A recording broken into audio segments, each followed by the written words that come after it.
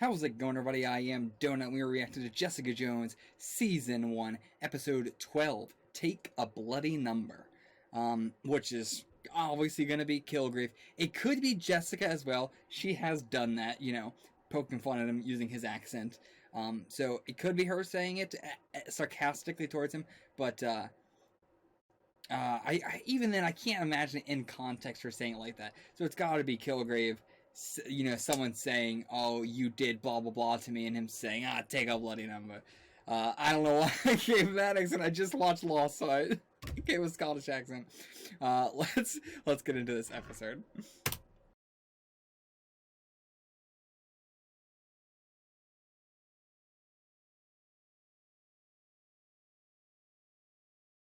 Holy shit!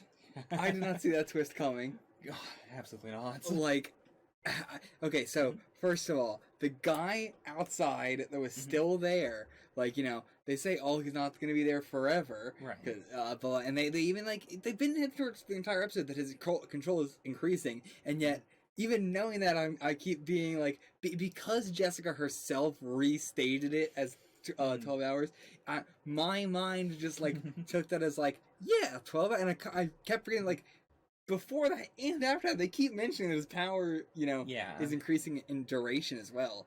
But yeah, I just kept that. Just her reinstating that really slipped that into my mind and sectioned it in there. So when we see the guy at the end, I'm like, okay, this is reminding us it's been 12 hours. So there's somebody in this building that is still under Kilgrave's control from when he was here before. But no, it was showing us that his power. That happened before he saw Luke. Yeah. So it has been not quite 24 hours, but it has been that was to show us his powers still in effect. I didn't even notice that. Oh, that was really clever. Yeah. Did you catch that? I didn't. And even in the moments, when his powers didn't work on Jessica, all I could think of was, okay, I guess the experiments aren't really working. Because what he wanted didn't happen. I wasn't even considering in my mind, oh yeah, but his powers in general have broadened. Yeah.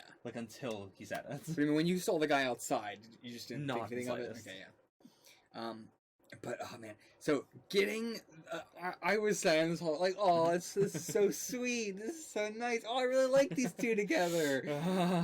I'm so glad that Kilgrave has, one, not Kilgrave, I meant to say Luke there, but one thing I will give him props on that wasn't in Kilgrave's control is, I'm glad that he, accepted that Jessica wasn't the one who killed Reva, Kilgrave is real, his powers are real, and I want to kill Kilgrave. Yeah. He himself, all of that. That was all him. That was all him. But yeah, clearly he doesn't want to kill Jessica, but he does have some part of him that is still holding a grudge. He is. I was thinking, man, it's crazy how cool he is with her after all, that. He really has, accepted her. But I'm kind of glad that we're not it's refreshing to get it so easily, him being I understand, it isn't you, but naturally you're still gonna hold some. It's gonna be very difficult to get over. Yeah, and Trish brought it up in this episode as well. Isn't that weird? Yeah. And Jessica was whatever. Yeah, and it's a good thing that a lot of this wasn't done around him. Oh man, boy. So Malcolm as well. Luke saw that. I'm not sure if there's gonna be anything there with Kilgrave trying to do anything more there, but nevertheless, Malcolm saying I don't bad mouthing Jessica essentially. Right. I don't know if Kilgrave is going to do something about that. If this all, it should be all getting resolved next episode regardless. Yeah. But still, who knows? If Kilgrave gets dealt with this season. Yeah. I assume he would be, but you never know at this point. The fact that his dad is sticking around still, right now, he could have killed him after this. He might not need him anymore, but if his dad still sticks around, then it could be him and his dad as the next big thing. I don't know. But I can't see how they could do Kilgrave for a whole nother season. So I'm assuming they're going to pretty much wrap up his entire character this season. Yeah. He's going to die. That's my prediction. He's gonna die at the end of the season. Yeah, makes sense. if they were to do Kilgrave isn't the character where he's going to just not be around for a little bit. Like, you can't kingpin him. Yeah. So either they deal with him now, or, like, I could see next season coming right after the season if they, But I don't think Netflix would do that. Plus, that would just feel kind of weird if this season ends with, we didn't do anything about Kilgrave. Yeah. He's still around. He's Whoops. still scary. Can't do anything. Especially with him upgrading his powers and trying out his powers and all Yeah. that this episode. They're really trying to get the most bang for their buck, I feel like. Right. So, yeah. Like, we've been showing you sort of a weak Kilgrave all this time, or, Kilgrave not really being serious, and then this is the legit full-on Kilgrave. This is the maximum he could be at. Yeah. Like, this is maximum It's the threats. ultimate Kilgrave. Mhm. This is murder grave. Oh, no. So then we have the whole IGH thing going on, tying that's what we were talking about last discussion. Like, how is that going to be related to any of this stuff? Right. And as she even brings it up herself, like, I don't have time for 2 different big bads. But now we're figuring out how it's a little bit more related to anything There's that's something going there. on. It's related to they ostensibly are the ones who gave her the powers. Maybe again, we talked about that too. Of the I assume the truck gave it to her, but it could have been she got into the accident. They were like, let's use her. Sure. I don't know why specifically her, but I don't know. Especially because did they do it after? What did Dorothy do? If they were paying the bills, Well, what she said was that after she took care of, after she adopted Jessica, she looked back and saw that they were paying the bills for her hospital stay. how did she not know? Like Dorothy. Yeah, Jessica. Dorothy. How did she not know? She looked back and was like, "Oh, I guess I wasn't paying it." I don't think she was the one paying the bills though. It was they did a photo op with her, and then after that they adopted her. Okay. But as far as I understand, Dorothy never paid Jessica's medical bills. Okay, and she just looked and she was like, "Who the hell was?" I mean, as she said in the episode, she was just like, I guess it was a write-off or something. Yeah, but well, no, I think that did she say she didn't realize until she looked back? Because I think it would make more sense if she just in the moment knew that IGH was doing it and was just like, "Yeah, it's a tax write-off," and wouldn't think anything of it. That would seem normal. It would. Yeah. That's what seems weird to me. Is if she did say she didn't know who was paying the bills. I don't believe she said she didn't know. Okay. I'm pretty sure, I'd have to rewatch the scene, but I'm pretty sure she said that she saw that it was just, this company paying the bills, and she didn't think anything of it because it was a write-off. Okay, that also makes a lot more sense for her too to see this person is injured in a coma and someone else is paying their medical bills. Hell yeah, I'll adopt them. Right. Yeah, it's a great branding move. As opposed to her paying her medical bills. It seemed like she helped. Even as evil as she is, she has something over Jessica. She has nothing over her. Yeah. Yeah, absolutely nothing. But yeah, so I assume they are the ones who get her the abilities. I don't know why they're not, they didn't do anything after that. Right. They just sort of gave her the abilities and just let her go on her way. So I don't know if it's that or if it's they are keeping an eye on her because she got her abilities through the truck thing. And that might make more sense. I can see that. She got her ability through the truck. They know. Maybe it was one of their trucks, actually. that might make more sense. If it's one of their trucks, they're like, whoops, okay, keep an eye on that girl and pay those medical bills. Right. Actually, that makes a lot of sense. Because then that would also explain why they aren't, doing anything with her. If it's just something happened, we don't quite know what, we'll keep an eye on her. Yeah. And Simpson healed incredibly fast. He got super strength. We didn't see him jump or anything. Right. But, maybe that is what it is. Maybe it's just the pure whatever is in the red pills. Something like that got interchanged with her. Her blood is now just red pills. But maybe it is something like that. That would, it's very similar to what Simpson went through. Yeah. Do you think that Luke Cage is going to be tied into this as well? Do you think maybe he's connected to IGH as well, or do you think his thing might be separate? Maybe then. I still am thinking that his is, he's one of the Kilgrave victims. No, sorry, no. That's the wrong way to phrase it. Yeah, no. He is, one of the babies like Kilgrave was. Right. I meant to say like Kilgrave was a victim of that Yeah. thing, but Not a bad way- Kilgrave victim. Not Well, a Kilgrave victim, a victim like Kilgrave. Yes. Which is still a bad sentence. But okay, so talking about the twist, like, how did he do that? He did, like, did he say, you're gonna say these exact lines for everything, or it has to be more of a like, pretend you love her, also at some point say this exact line, so I Yeah. can make her know that I did it. Like, yeah. I think that might have been like I think he may have sat down with Luke and had sort of a romantic pep talk. Like, here's what you should do, because the way he said it was also all that sexual tension was mean. Yeah. So I think he wanted Luke to specifically do certain things, like in addition to certain phrases, like maybe the way he moved. Yeah. So when Jessica looks back on it, she would go like, "Oh yeah, that was like Kilgrave." It's a good point. Almost like Kilgrave. I do love Kilgrave. I thought that booty looked different. That's Kilgrave's booty walk. Oh. But boy, that was a real Death Note moment of like, yeah, it was all me. Oh yeah, that was a crazy ass Death Note kind of moment. I can now. As soon as you said that, the thing before that, I can't stop picturing just Luke Cage's entire episode with a British accent, just like say this to her, and then he says it exactly with a British accent.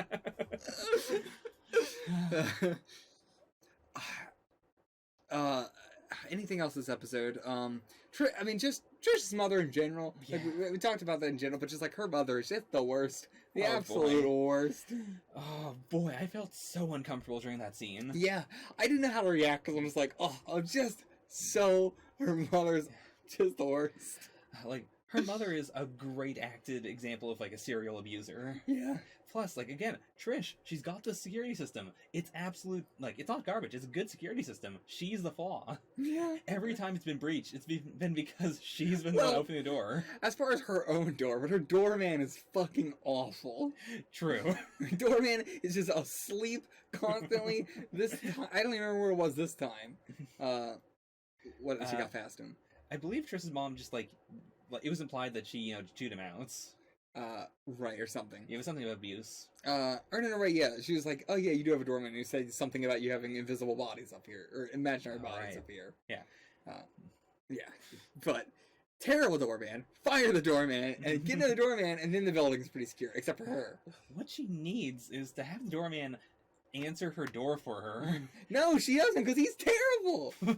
Okay, first of all, she needs a different doorman, but she also needs like a phone booth that is just her door and then a door behind it. And So then, she needs she needs a new two doormen. yes, she can't be trusted to man her own door. No, she can't. She opens it for every person. She needs a slot to just slide stuff under the door. Honestly, I think she needs to live with Jessica again. Jessica needs to be the one who answers the door. Yeah, seriously. I mean, the very beginning of this, she just told people to go in Jessica's house and fix her door. Like, doors don't exist for her. Doors don't matter. Oh boy, Trish, why are you like this? We know why she's like this. Oh boy. Okay, hold on. What else happened this episode? Anything else we're missing?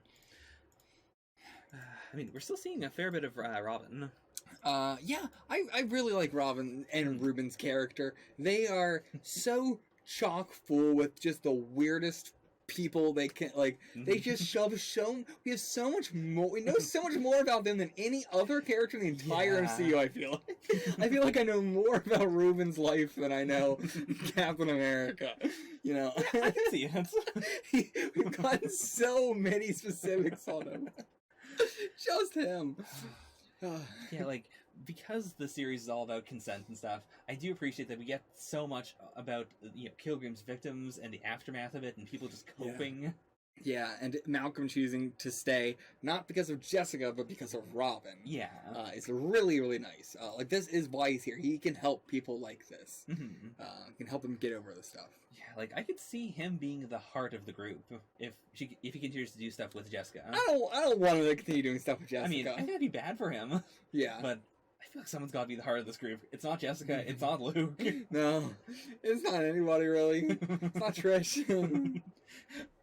Jessica has. I mean, Jessica is the heart. True. And she's the heart. She doesn't want to be the heart. She doesn't want to act like the heart, but she is. She is. She's a tsundere. Yeah.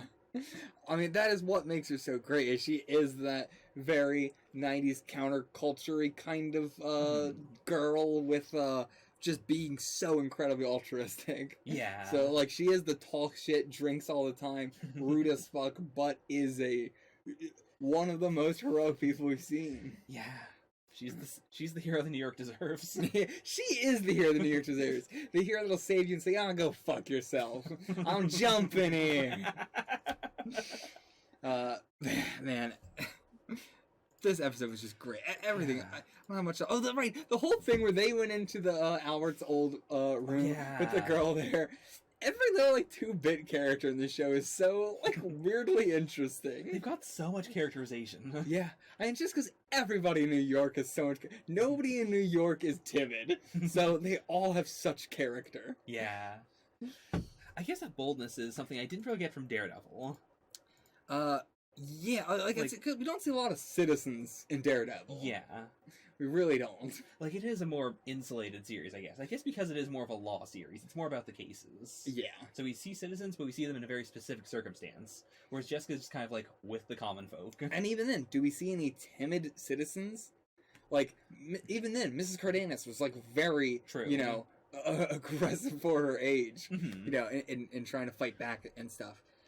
Any submissive people were just people that they say all these people, bought out and bought, moved away or whatever. But there was no character that was really submissive. Yeah. Yeah. I think that is really interesting about, New York. Marvel is so New York centric that it is really fascinating seeing it portrayed so as a character itself. Right. There was actually something I think you said last episode you wanted to say about something very New Yorky about the series. Oh boy, what was that? I don't remember. I remember you bringing it up. I'm like, no, I'm not going to tell you now. I'm going to wait for the discussion to bring it up. Oh no. What was it? Oh, the blender scene, actually. The blender scene was intense as hell. Because I was like, are they going to show this? Are they going to do this? Plus, from that scene, I still can't tell if Kilgrave's father is under mind control or not. He is. What do you mean? You think he's still... I think he's still acting. Really? Because, especially with the way he moves, he has so much resistance to everything, but it's not a jerky resistance. It's more, it's more slow to me. It feels to me like he's hearing the words and then he's doing it. It could be. Yeah. That really... that could be the big twist of, I keep making him think that he's gain my control of me again and everything like that, but yeah, because that would also explain why Kilgrave isn't developing the way he wants to. His father could be legitimately helping him a little bit, just enough to make him not suspicious. And to be fair, if he was under Kilgrave's control and Kilgrave said, "Do you still need a nap?" he should have said yes. Right, because yes, that is true. They do say what they think. They don't say not what they think, but what they know is true. What they know is true. Yes, that's a good distinction, actually. Yeah, because it's not what it is the truth. Yeah, and his father wouldn't have said, "I need a nap," if he didn't he was being truthful the first time around as well. Yeah. So yeah, he should have still. Oh my god, I didn't think about that. Again, they could say that now he is more alert, so he doesn't need the nap. Technically, that would also technically be the truth. Mm-hmm. But. Do you need a nap right now? Could be the parentheses, that wasn't said. Do you need a nap? And he's saying no because he doesn't need a nap right then. They could make it work that way. Yeah. But if there is a twist, that is the foreshadowing, right? There's been plenty, but that is a big one right there. Yeah. And yeah, it would, with just, I mean, we've seen people, even when they're under control, they can still think, they can still panic and stuff. So him panicking his hands being put in there could still be all that. Yeah. But it could go either way. yeah, if that would turn that scene into so different if he is just like, oh, like, oh man, I don't know if he would have gone through with that or not. Also, just the lighting in the club fights, it's so purple. Absolutely amazing. Yeah, that shotgun thing. Like, they specifically brought up the shotgun thing, and now we're seeing it. They brought up the bite and the shotgun, and we got the dogs and the shotgun again. So, both things they brought up against him. Yeah. Well, as you said at the end of the reaction, you know there's a Luke Cage series. Yeah. So, I also don't think he died, but I could see it still, like, I could see that taking him out of commission. A shotgun blast is a lot. Like, that's gonna cause brain damage. Yeah, like, if you punch someone in the head, you can still rattle their brain enough to kill them. But, like, if you shotgun someone in the head with invincible skin, like, a punch to the head is a punch, and a shotgun is a lot more force. Yeah. So, like, even though, like, yes, his skin's invincible, a punch to the head still could knock him out, or still could kill him. It depends. If it's stopping all the force, maybe not. Then maybe you do need the shotgun blast, right? Sort of thing. Because even if something can absorb force, it can only absorb a certain amount of force. Yeah.